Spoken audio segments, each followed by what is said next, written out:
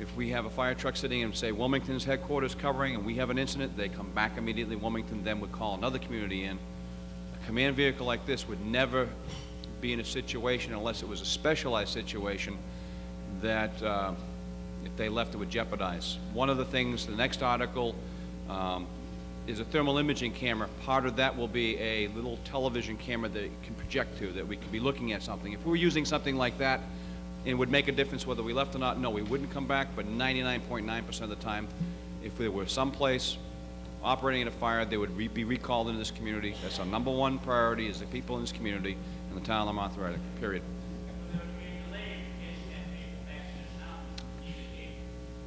Statistically, in a potential way, absolutely. Possibilities, no, because it doesn't often happen that the deputy chief would leave with that vehicle and be tied up. Gentleman in the aisle, please state your name and address, sir. Carl Johnson, 9 Washington Street. I move the question. The motion is to terminate debate. On the motion to terminate debate, all those in favor, please say aye. Aye. Those opposed, unanimous. Okay, we're back to the main motion. Mr. O'Brien, do you wish to make use of your 2 minutes? Thank you. Item B, move to appropriate the sum of $36,000 and so forth, etc. And it involves borrowing. Therefore, it requires a 2/3 vote. So all those in favor, please say aye. Aye. Those opposed? No. All right, all those in favor, please raise your right hand, and would my tellers please go to work? I'm making them work pretty hard tonight. Yeah.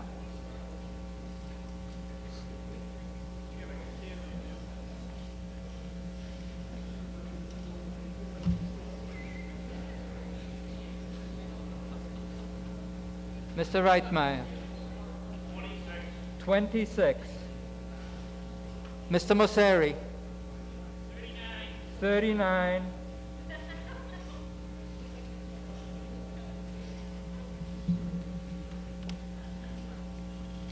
Mr. Jones.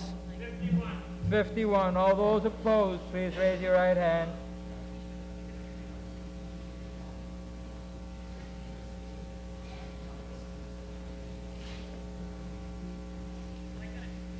Mr. Reitmeyer. 12. 12.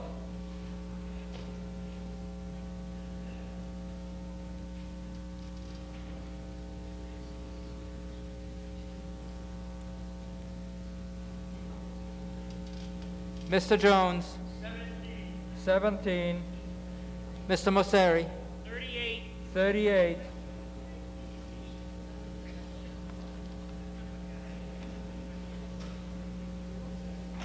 The motion is 116 in favor, 67 opposed. The motion fails to achieve the required 2/3 majority. The motion is lost. Mr. Smith. Mr. Moderator, I move to appropriate and transfer for free cash the sum of $22,000 for the purpose of purchasing 1 thermal imaging unit for the use by the fire department. You heard the motion. Does the Finance Committee have a recommendation, Mr. Jones? Finance Committee recommends, Mr. Moderator. Does the Board of Selectmen have a recommendation, Mr. Smith? Board of Selectmen recommend. Is there any discussion? Hearing none. Gentlemen, Mr. Smith. In these days of fiscal responsibility and technological development, I have to ask what these things cost 5 years ago and what they might cost 5 years from now, or 2 years ago and 2 years from now. Just wondering if that'll be half as much next year, when maybe we could afford it. The question has been raised as to whether anybody has any cost projection of what the cost of these items is going to do in the future. Is it going to get cheaper, or is it going to get more expensive, and if so, by how much? Chief O'Brien. That's a really good question, and quite honestly, I believe they're going to stay about the same. It's one of the few things that will. The thermal imaging camera essentially is a heat detection camera. It's military. Anybody doesn't quite get that. It's sort of what you would see on a military gun screen that you may have watched during the Persian Gulf. It's the same exact technology. Unfortunately, what they're trying to do is house it smaller and smaller and smaller so it can be handheld. the price has not done anything other than stayed the same in the past 3 to 4 years. Part of what we're hoping for is about up to $12,500 from the state under state reimbursement, which will allow us to make some add-ons to this particular camera. The camera itself will cost approximately $20,000, $22,000, excuse me. And there is an add-on piece, which is a transmitter back to a small receiver, small television camera, which can be done remotely. Gives you 2 sets of eyes looking at the same images. It's not just used in building fires and so forth. It can be used for at dark, for searching for people. It can be used in building collapses. It can be used in a number of different scenarios. It can be used during a building fire. You can look at ceilings and see where hot spots are. You can get ahead of things like that. Down to the simplest thing, we can walk into your house. If you have a light ballast and a fluorescent, we can tell you which one is hot, pull the proper one. It's a really very good technology. It's something that is also for firefighter safety. The whole thing with the loss of the Worcester firefighters, there is good potential that if the people initially had gone into the building when it went bad would have been able to find themselves out, and those who went in looking for the 2 initially who were lost would have been able to find them, and if not found them, found their way out. So it's also a firefighter safety issue. Gentleman in the aisle, please state your name and address, sir. Fred Clark, 157 Haverhill Street. I'd like to ask the chief if he's explored a grant or gift for this. It seems to be a popular issue that this item's often, you read in the paper where communities have these items given to them. As I said before, the state has loosened up some money, ultimately because of the Worcester incident, that had been tied up looking for which way it was going to go. It was released probably several weeks thereafter, and it's up to $12,500 to matching funds to purchase safety equipment, whatever that might mean for the fire department. Some places are getting upgrading air masks, personal lights, what they call pass devices, which are a personal alert device. We already have all those items. This is the only part that, in that general realm that we consist. So there's a grant part there, and yes, there is a large corporation in the community that will match a camera with us. We're hoping, haven't heard anything from them recently. I'd like to leave the name off of it, but they'll be good for the money, there's no doubt, when they come up to the plate. We just haven't heard from them for the past couple of weeks.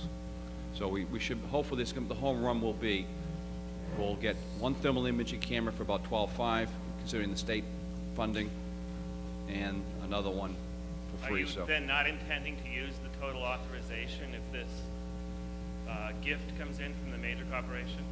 they'll purchase 1 whole separate camera, 1 whole unit. We'll have 2. As a follow-up, I'd like to ask, is this piece of equipment going to be carried on a fire pumper or in the command vehicle? I don't think the command have to put it vehicle is now. a viable question right now. In the chief's trunk of his... No, it would probably be put on at least one of that. If we have 2 cameras, one will go on the first out engine for obvious reasons. And the great debate will be, and it's a hard decision, where to put the second one, because it's one of those pieces of equipment, no matter where you put it, my fear personally would be it will be in the wrong place when we really need it. So probably either another engine or the command vehicle would be a toss-up. Mr. Rowe? I meant to get up early and speak. I think we have to be very careful because, and I haven't been able to get a straight answer. I said I meant to get up to speak earlier on all of these capital outlay programs, capital expenditures, because I believe we're going to be in trouble next year, and I've kind of got half insurances from the Finance Committee that that's a possibility.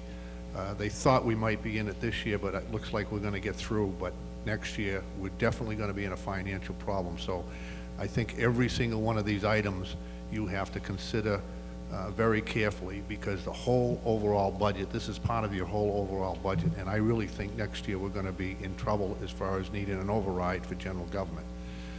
But on this particular item, I think this is a life safety item that is absolutely essential, not only to the firefighters working, but to you people out there in the audience.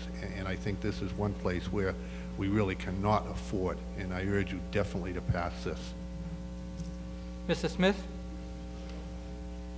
Yeah, just a brief follow-up on what Mr. Rowe said. This was one particular item that the Board of Selectmen was in unanimous consent. I think we all know what happened in Worcester. This is one of these situations that, if in fact we do have this apparatus, it certainly could prevent that situation from happening in our community, and we certainly wouldn't want to see that.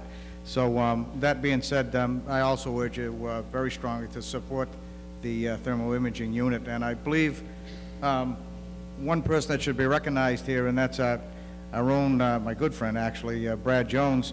He was one of the representatives in the legislation that provided the piece of legislation to go before the legislative body and get the support in there. So I think he deserves a lot of credit for that. The only thing I said to him one day was, Brad, if you're going to go for 12.5, why didn't you go for the whole 22,000? The state seems to have a lot of money. But we're really happy to see the state kick in a possibility of kicking in 12.5, with a possibility of Teradyne donating another one of these thermal imaging units to the community. There's a good possibility of that taking place, and the whole situation would only cost us roughly $12,500 to end up with 2 of these units. So we think it's a real good deal. Thank you. On the motion, hearing no further discussion, this requires a simple majority. All those in favor, please say aye. Aye. Those opposed? Unanimous. Mr. Smith? Mr. Moderator, I move to appropriate and transfer from free cash the sum of $12,950 for the purpose of purchasing Glock pistols for the use by the police department. Heard the motion. Does the Finance Committee have a recommendation? Mr. Jones Sr., Mr. Burton?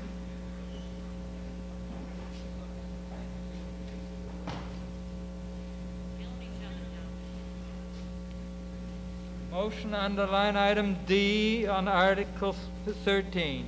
Mr. Burton. Thank you, Mr. Moderator. The Finance Committee would like to wait and express our approval or disapproval because we have 2 questions to ask. One is, will the carrying of the Glock be mandatory for off-duty officers?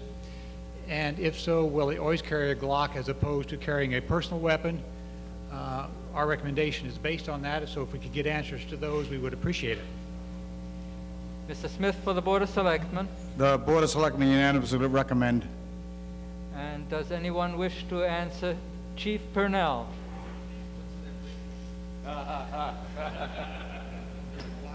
was going to take him out, but I didn't want to make everybody nervous. First of all, I just want to say I'm not a gun advocate. My preference is that I dislike firearms. But we live in a violent society, and there is this necessity for law enforcement officers. When one gets appointed to the police department, he's a police officer 24 hours a day. He doesn't work his shift and go home and forget about it. When he goes out shopping and sees a crime committed and walks away from it, he's expected to act on that.